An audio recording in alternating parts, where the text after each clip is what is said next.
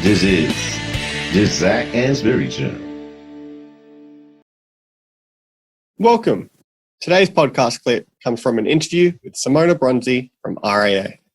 We've got such a big platform to go to. So, yeah, that was kind of a long-winded explanation. Yeah, no, that's okay. I think in terms of because you operate in so many different areas, like you had home and driving and everything like that. And each one of those has a different competitive set, as in your category changes a lot.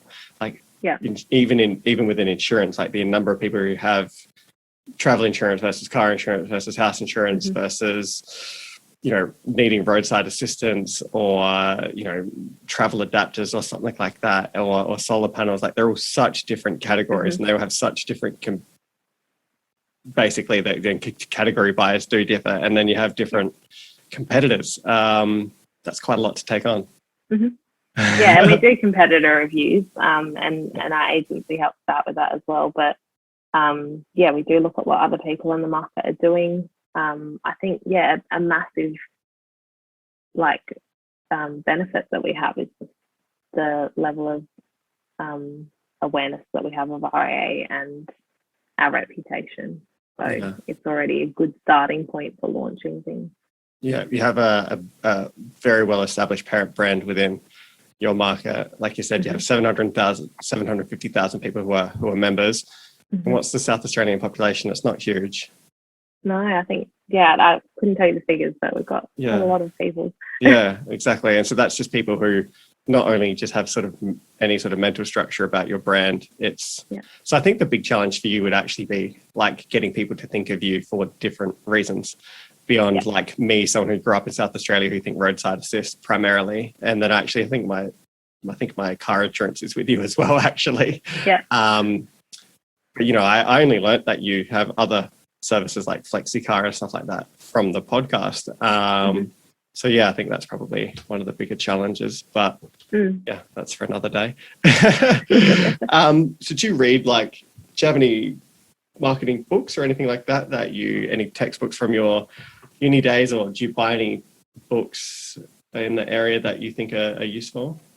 I'll be completely honest, I have never really read through textbooks unless I'm looking at a case study.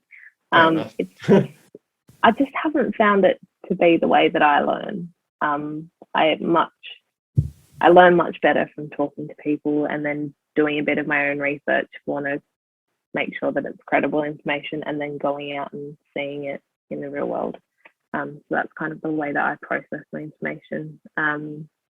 But I haven't read a paper book in so long. I keep buying ones that I intend to read, and then I don't do it. I spend so much time on my phone. Someone taught me how to look at my screen time the other day, and I'm ashamed of myself. I need to make that a goal to decrease my screen time and perhaps increase my paper reading time. Yeah, there's nothing quite like a paper book. I don't think I could ever move to a Kindle or anything like that. I tried to read a book on my iPhone. I just couldn't do it. Yeah. I think it's because I spend so much time on a screen anyway. Yeah. Audiobooks sometimes. Yeah, I want to get into them as well, but honestly, if I'm being completely honest, I just have not had time. Yeah. I think, with uni, any reading that I was doing was for uni, and then I didn't really have any kind of passion or interest to do reading outside of that, because I just felt so, trying to do my job and then uni, and didn't really have that space. And then I only finished in November, so I've kind of just been enjoying catching up with friends and family for the first time in a couple of years. Yeah. But I think winter will see me spend a bit more time at home and have a bit more time for reading and things like that, and just having a bit more introspection. Yeah. If you don't have a whole lot of time for reading of academic journals and then screening out the ones that aren't great, or the ones that are not very applied, would you find a concept of me interviewing an academic about their research and actually getting to the crust of it pretty quickly useful? Yeah, for sure. Okay. Could I probably do two versions of it? I got a couple lined up soon. So basically I'll do like a longer version. So I'll probably do like an hour about who they are and stuff like that. And then the recording will then move on to their paper and we'll go through their paper as a whole story, but I'll flag the parts that are useful more for academics and I'll flag the parts that are useful for people in industry, which is basically what does this all mean, which is the last part at the end of the paper. So I think that's, and I'll break it up, I think, into different clips. So you'll be able to listen to the whole episode or, you know, this person talking and about I did have a look at, or have a listen to some of your clips on Spotify. And I did like that you broke them up into themes. A lot more achievable to listen to 10 minutes.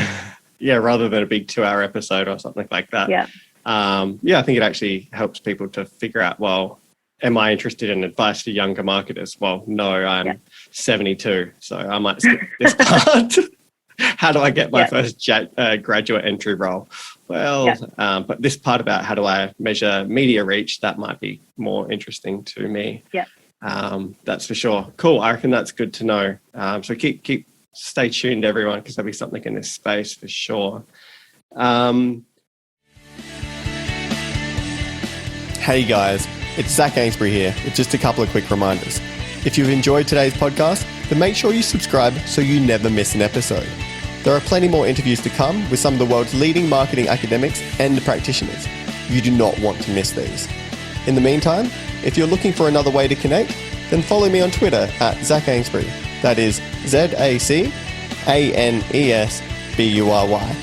for my take on the marketing issues of the day.